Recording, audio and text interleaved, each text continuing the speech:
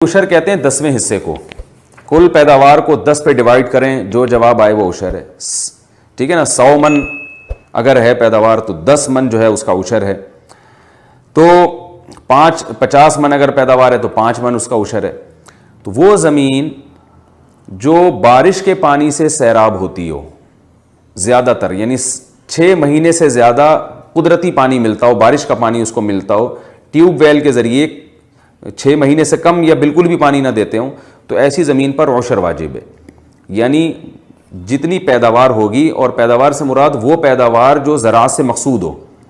जैसे किसी ने गंदम उगाई, मकसद उसका गंदम था, भूसा मकसद नहीं था, भूसा तो ग्रेवी में बिक गया, मकसद गंदम था, तो गंदम पे उशर होगा। और अगर भूसा भी मकसद था उसका तो भूसे पे भी उशर होगा।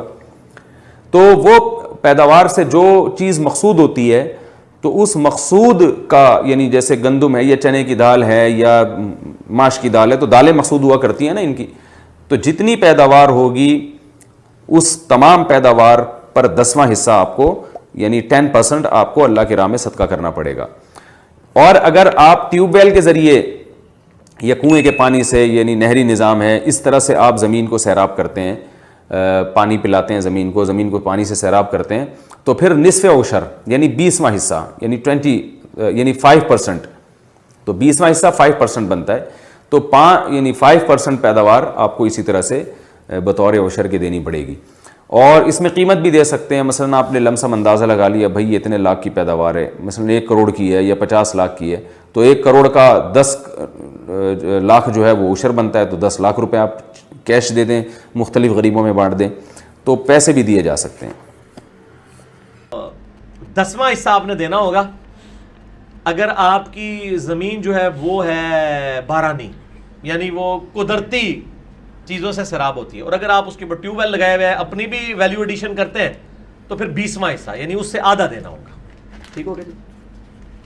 और ज़मीन से जो पैदावार होती है उसकी ज़कात जो है वो उशर है 1/10। और अगर वो नहरी है या उसको अपने कुएँ से हम सींचते हैं तो ये उसका भी आधा हो जाता है निस्फ उशर, 1/10 का भी आधा 1/20। और अगर सोना चांदी रुपया पैसा तजारती माल तो रुबो उशर, चौथे हिस्से का भी 1/4, 1/10 का 1/4।